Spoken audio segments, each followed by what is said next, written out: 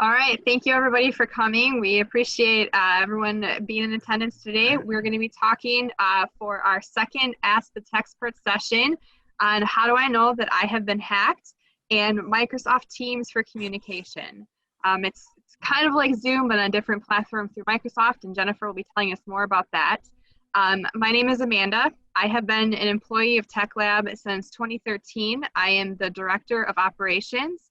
And so I help make sure that all the things get done, and I help with the networking and the marketing and sales within the company as well. Michelle is going to be our first presenter, and she has been with Tech Lab for a year. She just celebrated her year anniversary. Michelle is, I know, woohoo! Thanks, Cheryl. She is our project coordinator. She also helps me a lot with sales and marketing. And just kind of allocates the jobs wherever they're needed. So Michelle is going to be presenting today on Teams for communication. Or sorry, how do I know I've been hacked? Yep, how do I know I've been hacked? Jennifer is going to present on the second topic. After the presentation of Michelle, we're going to have an open question and answer time. If during the chat though or during the presentation you have questions that you would like answered, feel free to put them in the chat. There is a button on the bottom of your screen called chat, and you can type in questions there, and we can answer your questions along the way. Otherwise, we will give you open time to speak as well. So thank you, and Michelle, take it away. Everyone, thank you very much for coming. Today I'm going to be talking to you about how you know if you've been hacked.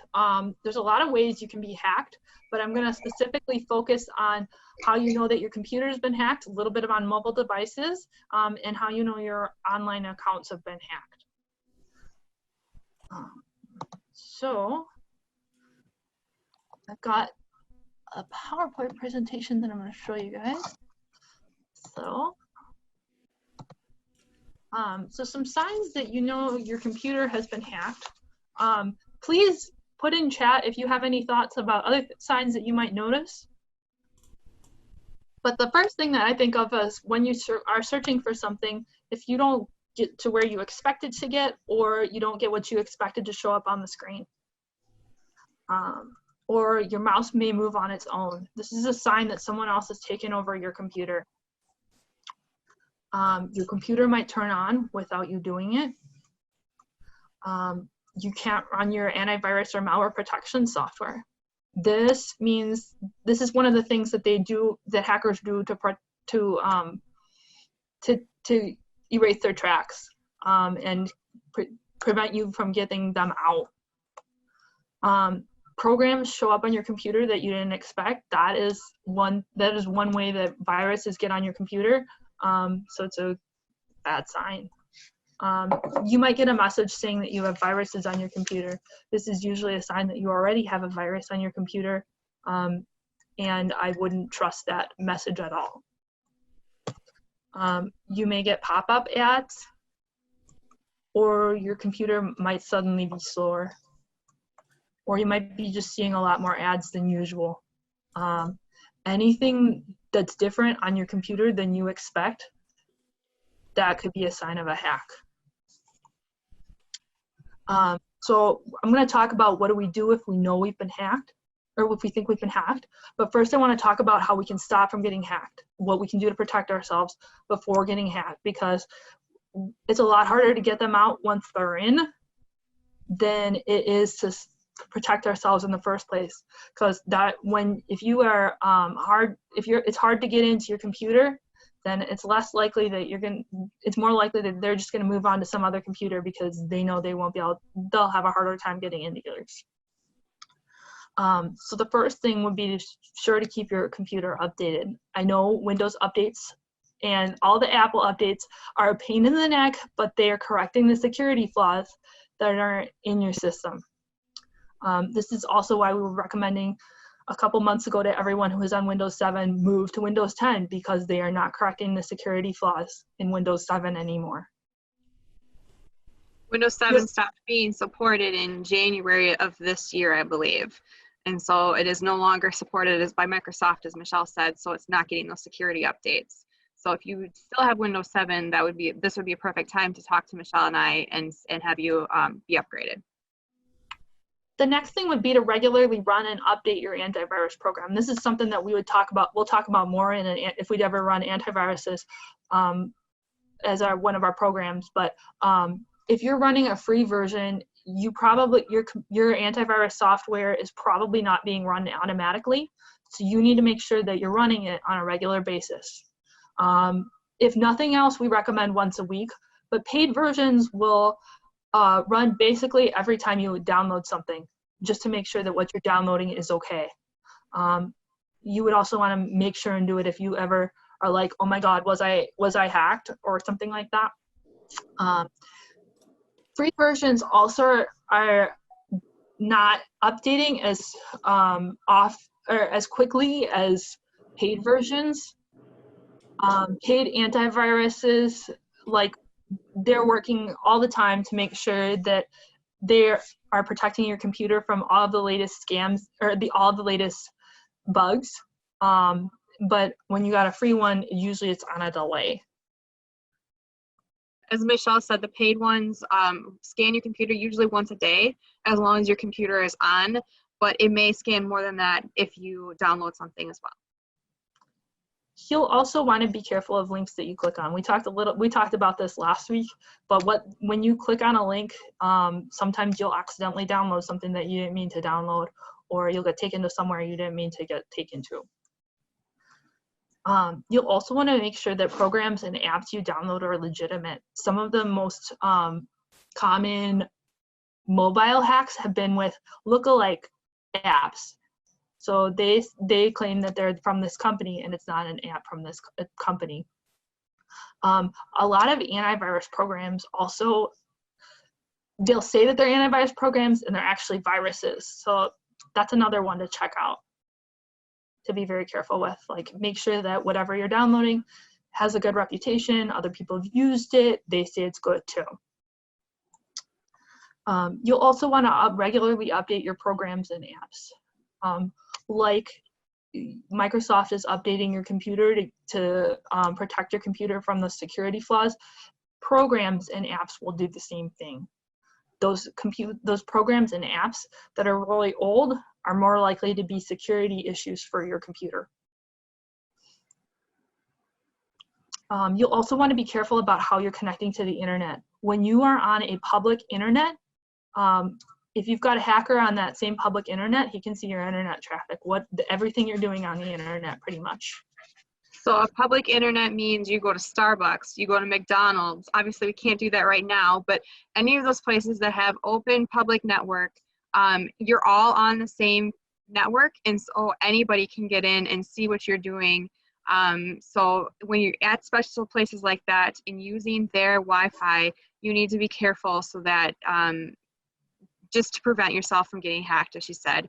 Another thing, when you're doing downloads and when you're updating your items, make sure you're also clicking on only the link for the program you want and not any of those fancy, flashy download here boxes and buttons that happen. Those are always around, and those are usually traps to either get you to install more stuff or possibly an entrance for somebody else to hack you. I see those buttons a lot, whether it's programs or whether I'm downloading coloring pages for my kids. So you just have to be really careful on only clicking on exactly what you need and not clicking on the flashy download now, download here buttons.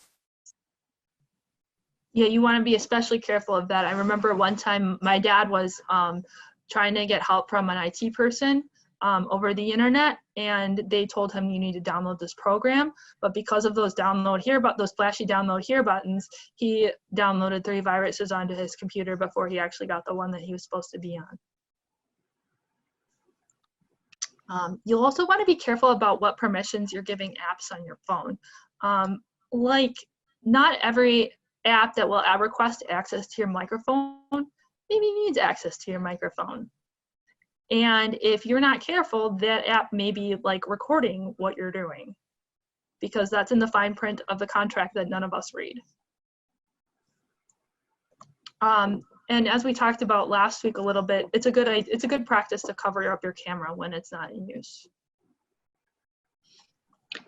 So Cheryl also mentioned, Michelle, that when you're charging your phone using your computer, you can use a data blocker so that your phone isn't at risk for like being plugged into your computer as well. So that was a good point. Thanks for sharing that, Cheryl. Thank you. So if you think you might be hacked, what I would do is make sure not to put any sensitive information into your computer or other device that you think might be hacked until you're sure it's okay. Use a different device. Because otherwise, that information that you put into the computer or other device could be at risk. The next thing you want to do is try and figure out like how far has this infection spread. If you think you've been hacked and all of your information, and you've been like doing all your banking since you got hacked on that computer, then your banking information could be compromised. But if you just like discovered it right now, then probably nothing has been compromised yet. You'll also want to run your anti-malware and antivirus programs. A lot of the time, these will just catch whatever it is that the problem is. It's a bad sign if this won't run. Once you've run the program and you think it might have fixed it, you'll just want to be careful with your computer for a while just to make sure that the problem really is fixed. You might have just seen your mouse being clicked and you run the scan and it's found a couple of things, it got rid of them, but just keep an eye on it for a while to make sure that your mouse doesn't move on its own again. It's also good to run the scan more than once. It's fine if you get the scan 2 to 3 times back to back even, or definitely run the scan, restart your computer, and then run the scan again, because that's going to get rid of all the junk, potentially, basically we'll say, that's on your computer. So it's a good thing to run it back to back to make sure that everything was picked up. You'll also want to make sure that you're running a full scan. Usually when you hit the scan button, a lot of times it won't scan your entire computer. It'll only scan like a portion of your computer, the portion that it thinks gets infected most often. But I would just run, if you think you've been infected, run a full scan. If you do not think that you have fixed the problem, then you'll want to have someone you trust take a look at it. Us IT people have stronger tools than what you have access to get rid of the really mean viruses. So now I want to talk about some signs that your accounts might have been hacked. We talked about the computer. The first thing would be you gave out your account information. We talked a little bit about that last week, or it was given out. As you know, sometimes companies get hacked and your information gets taken in by a hacker. You might also see activity on your account that you didn't do, like there might be emails that you didn't send in your sent box, or there might be posts that you didn't write, or you may see financial transactions that you didn't do. So it's a good idea to be looking at those things once in a while and just seeing if there's anything there. Or you might see signs of activity that you didn't do on your account. Like you can't find that anything was actually done in your account, but you might see signs that something was done on your account. Like you get replies to emails you didn't send, or people you know might ask if you sent them this. Or you might get security alerts on your account, seeing that devices you don't recognize logged onto your account, or emails saying you changed your password when you didn't, or activity alerts on your account that you didn't do. Be careful with this one, because this is also a thing that scammers will send you just to try and get your information. And it also may be that you can't log into your account even though you know you're typing the right password. There, you'll want to be careful to make sure that you're on the correct page, because if you're not on the correct page, you've just given out your account information. But if you can't log into your account even though you're knowing you're typing the right password, there could be an issue there. So how can you protect it? If this is what's happened, then what you'll want to do is you'll first, if you think your financial information might have been in trouble, you'll want to notify your bank first, because after you notify your bank, you cannot be charged for what the person did on your account. The next thing is if you have any thoughts about how your account was broken into. If you think your computer was broken into, then there's a lot of other things that could be a problem. If you think that email was broken into. That's often how you recover your password for a lot of different accounts. So that one can be really bad too. If you think it's through a bad password on that particular account, then you'll want to change it. You'll also want to review your account security settings. So this depends on the account. Like Facebook has a lot of security settings. Your whatever mini little online site that you really are a fan of may not have so many security settings. These ones that have more security settings will show you where you're logged into, and you can kick anybody who's not you off. And sometimes there will be a section where it'll tell you about what kind of account activity you get notified about, like if somebody changes the contact preferences for banks, for example, or if you get notified about you changing a password or that kind of a thing. You'll also want to look at what kind of backup information you have, like in case of, sometimes they'll ask for like an account recovery information. So therefore, if ever your email got hacked into and this account got hacked into, where are they going to try and contact you? Multi-factor authentication is really great to have in place on your account. What this is that you'll have a password, and you'll also get texted a code on your account saying that, just to make sure, excuse me, you get texted a code and then you'll type in the code, and that's between those two things you'll get in, and that verifies that it's you. That being said, be careful that nobody will ever ask you for that code that gets texted to you, so never give them out. Never give your password out either. And then you'll want to change your password. If you think your device is a problem, you'll want to do it on a different secure device. And you'll want to choose good passwords. And by a good password, we usually recommend a password that is 8 to 12 characters long, that has uppercase letters, lowercase letters, numbers, and special characters. It's better not to use words in it. Use misspellings or something like that instead. And more characters is actually a stronger password. We also recommend for passwords that are really important that you change them every 6 months. If you have used a password somewhere else that you think has been compromised on an account, then you need to change it everywhere you have used that password. And I recommend changing it to different things on every place. Because because if you don't, then there's a possibility that those could be hacked as well. If you want a way to remember passwords, we usually suggest like having a string of like 2 or 3 words that don't necessarily go together, like maybe an animal, a color, and a noun. And then you can remember those 3 words, but you need a misspelling in all 3 of those words to make them the most secure, and then kind of add add an exclamation point in there somewhere to replace like an I or something like that. So if you kind of are looking for a nice pattern, you could kind of stick with something like that. So Jennifer asked if we had a password manager program, and we recommend KeyPass. We use that within our office.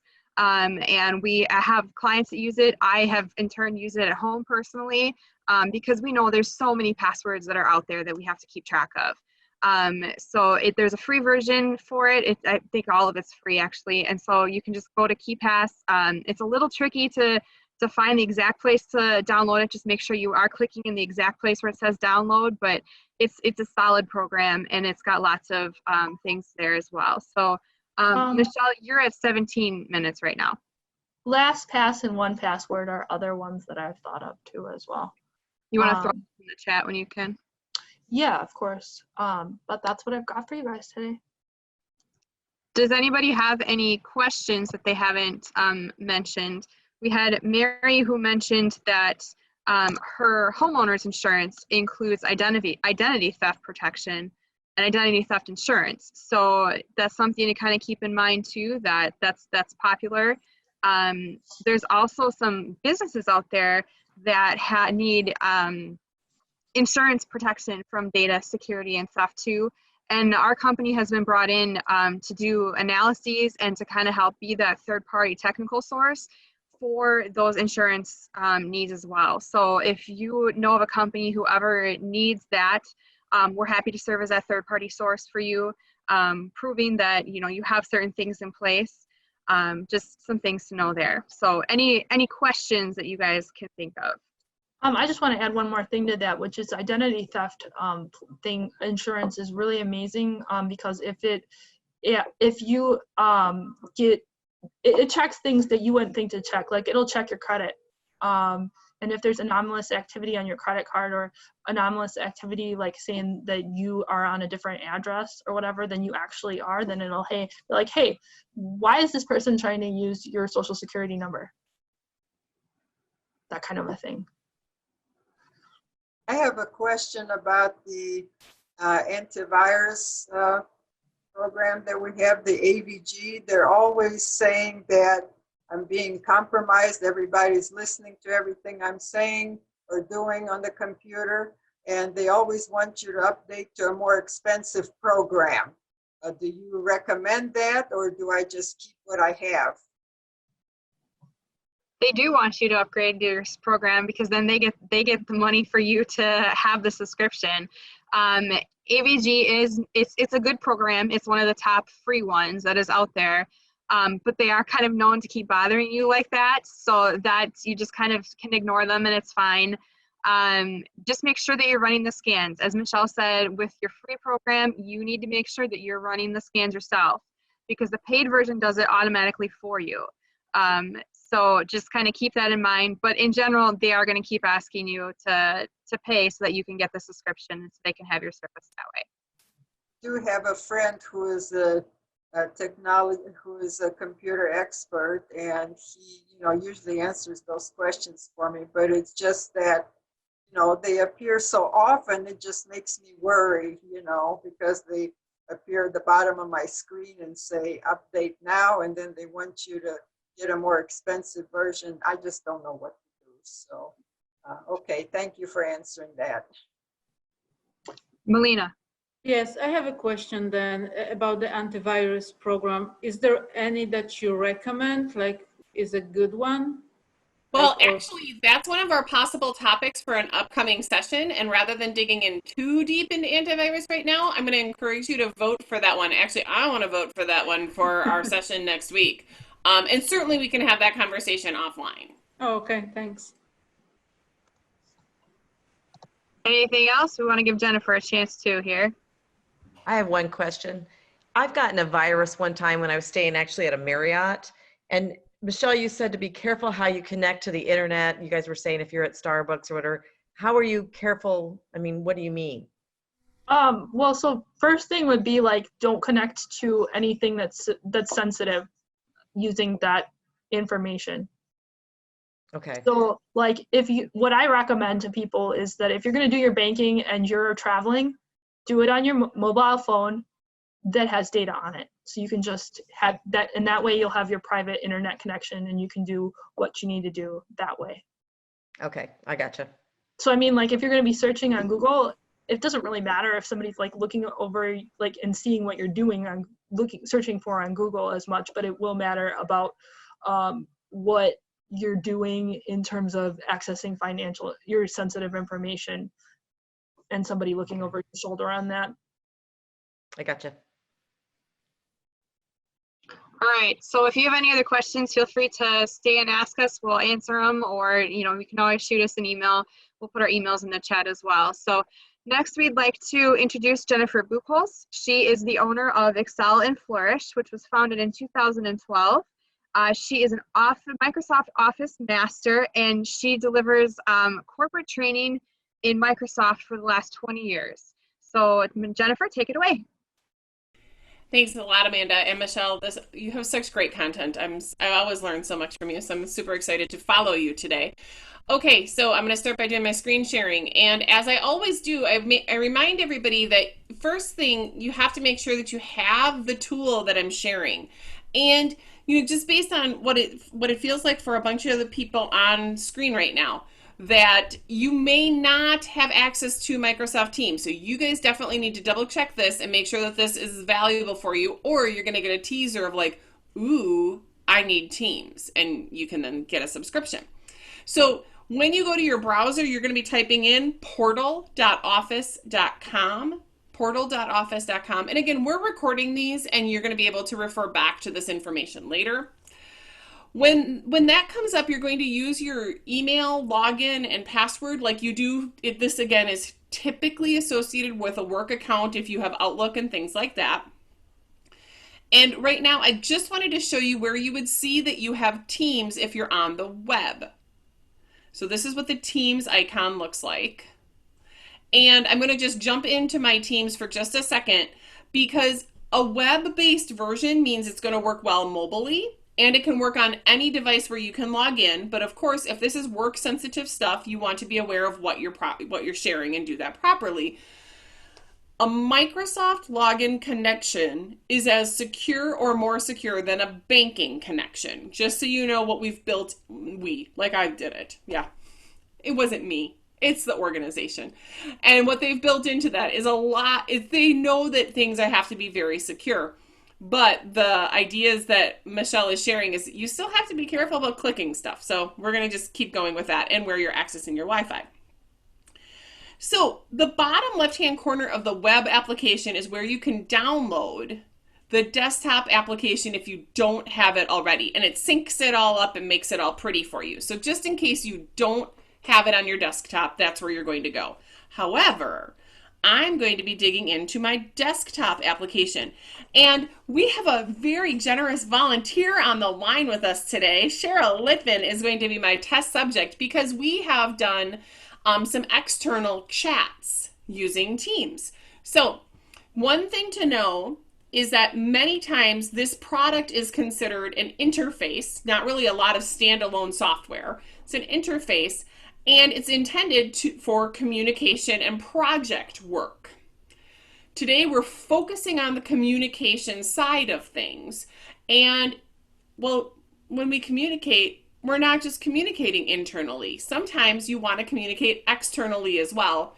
And depending on how your organization has things set up, Teams can be used for external communication. So that's what I want to share with you today. A couple things around the screen. The left-hand side is going to be your different icons to access things.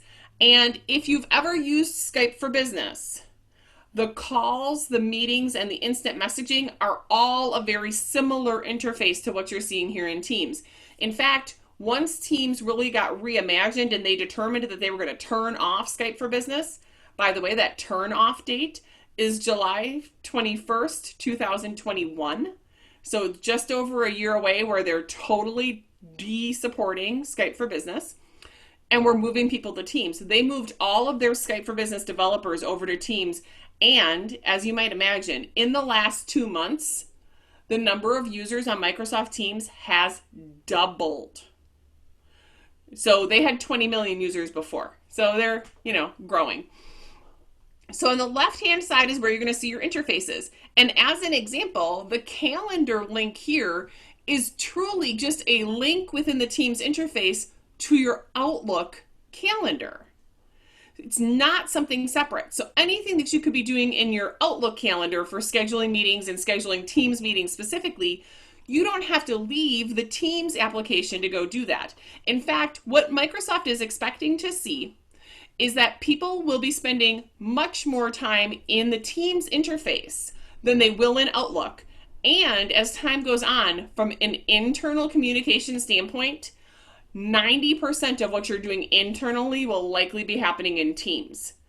And so, goodness, that means less email. Anybody happy about that? Yes, okay. So, one of the things that you can do in here is you can actually schedule a meeting.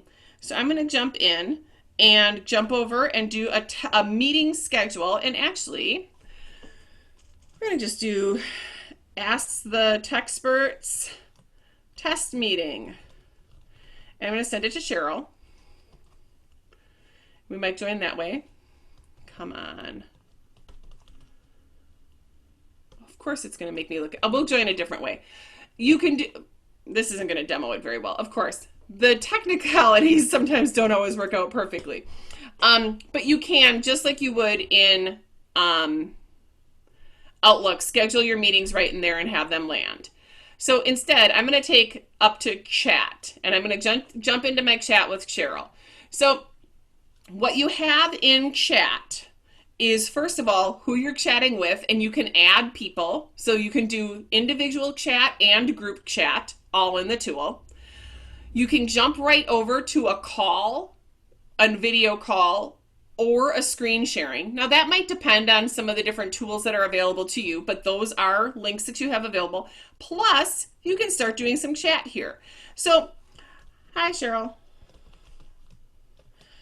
And you'll see Cheryl give me a quick response. And Cheryl, I know you like to play with some fun stuff. You want to send me a GIF? And I'm going to send her a sticker. So stickers actually allow you to say and type in and customize them however you want. And the idea behind this is because keep in mind that with all of these types of interactions, you're now dealing with more remote teams, right? People that used to work next to each other, and again, the current Safer at Home is a great it's a great way to, explain or see how that, a great situation on how that happened. So these people that used to be right next to each other and crack jokes and have fun throughout the day and have their personality come through, now they have to do that through typing. And if you can't do it, one way, maybe you can do it another. And again, there's all sorts of tools built in, including emojis and fun things like that. But what if we had something very serious and important to communicate? If all of your stuff is just looking like plain text, things start to run together and get lost. So this little guy right here, which often gets ignored, he's your text format button.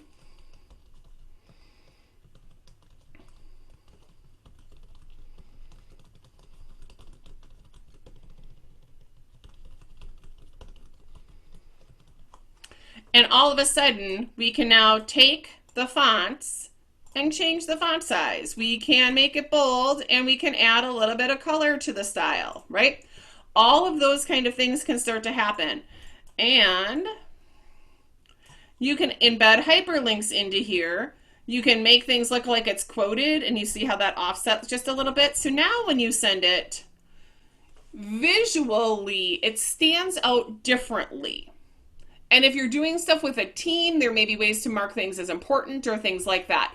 So the idea is that within this one interface, you can communicate and then keep your log, because the first messages that Cheryl and I sent back to each other were back from March, early March, right? And I could jump back in and say, hey, Cheryl, it's not like we're necessarily picking up the conversation where we left it, but it's a great tool where I can follow all of our logs and things like that. Everybody good on where we're at so far with some of using Teams for communication? So here's what's important to know. I am not today digging into all of the teamwork functionality that includes other tools like Planner or things like that. That takes us really deep in the collaboration side. Oh, there's a kitty. Thank you, Cheryl. That takes us really deep into the collaboration side of Teams, which is good, but that may not. I want to make sure that we have the right people on the call for those types of topics. Instead, this is all about communication. Now, I am not selling Microsoft. I don't get any money from them at all, actually, except for the fact that I do the training. So, but they don't pay me for that. Microsoft is giving away Teams licenses for free for like the next 6 months. Because of COVID-19. So again, what they realized was there's a lot of people who may want to try it, who may need to just get up and running, and that's especially helpful for the solopreneur audience. So just keep in mind that, there's different features with everything available for different licenses with Microsoft, and that can get really messy. I bet our friends at Tech Lab have more insight because they're a really good Microsoft partner. They have more insight onto the licensing and what comes with it. Instead, I just can talk about how it gets used. So another thing that's really useful in your chat, especially if you have group people or if people don't check chat every day, is this thing that's called an @ mention. And you might have seen something like that on LinkedIn. It's like how you tag a person in a chat. So if I @ mention Cheryl, what it does is it actually sends her a different notification. Bless you, Mary Irish. It sends her a different type of notification. And the reason that's important is because if we weren't active in Teams right now, ooh, look, she just reacted and it popped up as a banner for me. Thank you for reacting, Cheryl. You're a great partner.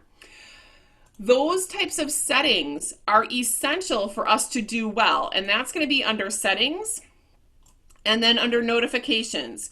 You want to set, and actually there's like 14 or more different settings in Teams, which can be overwhelming.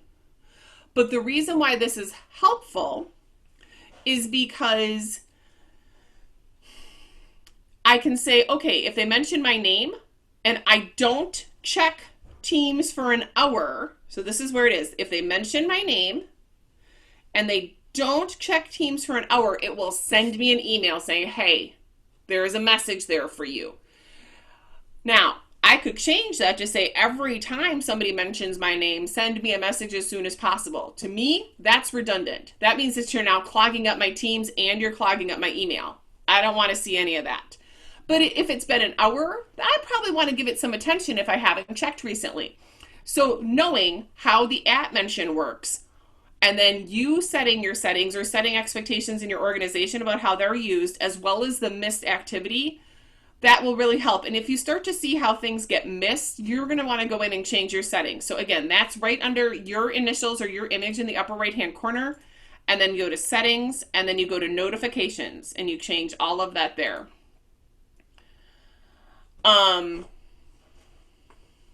Yeah, that was great, Amanda, sharing that, you know, the partnership really is that Tech Lab can help you with licenses and understanding, and I can help explain how to use it. And okay, Cheryl, gosh, you like I didn't have to prompt you at all today. Can you just take your other insurance job and just be this for me? No, okay. Here's why this is really great. So now you're going to see, look at the visual appeal that happens to a message where Cheryl has @ mentioned me. It's red, it's bold, it stands out, it has an icon. And if you're not spending all your time in Teams, just like your email, when you've gone away for a little while, that all bogs down, right? Well, what we want to do is we want to know, where do we go first when we go to Teams? Guess what? You go to your activity feed. Ooh. And in your activity feed, you can filter. And when you go to filter, you can use it for search as well. But I like to just filter, and here's what I look for. Sometimes I go to my @ mentions first because I want to see any of those that I've missed. And then other times I might go to my unread messages. But that's my habit. When I get into Teams, what did I miss with my name? What did I miss without my name that I still might want to chime in on? And then I go in and do my stuff. Does that make sense for everybody? So this is, again, we're talking about calls. You were talking about screen sharing. We're talking about video that can all be done in this tool, as simple as a click. I know, I don't know if it's going to work while we're doing this too, Cheryl. That's okay. But that's as simple as it is. It did forward right to your voicemail. Ah. Cheryl Litvin is currently unavailable. So please leave a message after the tone. Quiet. I'm trying to do when this. When you have finished. So it's that simple, you guys. That's how we can use Teams for communication. I think it's probably time that we can open it up for questions before we move into wrapping up our session today. Ah, Mary Irish. We just began using Teams. I loved loading the app on my phone and my bottom computer bar to sort out everything on the work messages. And yeah, I will tell you, if the organization needs a little help, we can do some sessions on Teams, and I think I've posted some stuff out there. But having Teams on your phone will enable quick connections as well. It's really a fast way to, it's a great way to speed up communication and not have so many darn emails piling up. Or the Does anyone inverse. have any other questions? What did you say, Mary? I said, or the inverse. Oh, that's just work when it's 8 o'clock at night. And you can say tomorrow. Amen. What a great way to separate that. Sheila says, Teams is really great for committees like the Wellness Committee. Yes, you can separate all that stuff. And now when we get into Teams for communicate or for collaboration, you can keep all your project work in one space. Ooh, so you don't have to hunt through all the emails to find all that stuff. So thank you. Great point. Any other comments or questions? All right. So if you guys can go ahead, and we have a poll up on your screen, so if you can mark which of the things interest you the most. We're working on sourcing topics for next week. Next week, our presentation is going to be on a Thursday, and I don't have my calendar up. So I know, I'm so sorry. I just realized I didn't have the PowerPoint pulled up. That's okay. So it's going to be Thursday, May 14th at 10 a.m. For the most part, during the month of May, we're alternating this, that it's going to go Thursday morning, a Wednesday afternoon, a Thursday morning, a Wednesday afternoon. So that's the rough pattern. We screw you up 1 week in there. So just kind of take note of that. On the 20th, it's on a Wednesday morning instead of the afternoon. So, but just keep that in mind. We appreciate you guys taking your poll and giving us feedback what you're looking for. And Jennifer has the other dates up. So we have Thursday, May 14th next, then we have Wednesday, May 20th, and Tuesday, May 26th. And so we've got several sessions yet. Please invite those that you know who would be interested in this. We would love to have anyone join us. We're gonna have registration taking place now through Eventbrite. And then you can also go to Tech Lab's website. I'll throw this link in the chat for you guys. I got it. Both links are in there. Yep. And that is where we have a web page that lives for Ask the Techsperts there. So you can view our previous session, and you can find out when the upcoming sessions are, and we'll usually post the topics as well. So we appreciate you guys coming. Yeah, it looks like a lot of people are excited about OneNote, Jennifer. And I think we'll figure out what we're going to focus on for technology. There's several different votes there, so we'll keep you posted on that.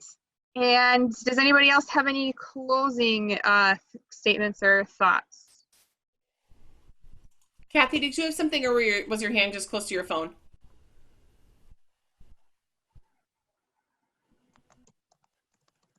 She says she was typing. Okay. Got it. I see it now. Are you going to have a different Zoom number or the same one over? So it's going to be the same one consistently now. Just follow that link. And if you need reminders and stuff like that, if you use the Eventbrite registration, you're going to get all those proper reminders within, like, confirmation and reminders in advance. So I'll post that Eventbrite one more time. And of course, it's free registration. It's just a different interface for us to be able to communicate more automatically with you guys. We are still learning on some of that stuff. We're more of probably the behind the scenes people than the in front people. And I think we've had to figure out how do we get in front and make it easy for everybody. So thank you for sticking with us. Well, thank you. We're further behind than you are. That's why we're here for you, Bill.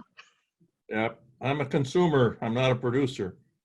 That's okay. We need all of us. It's the circle of tech.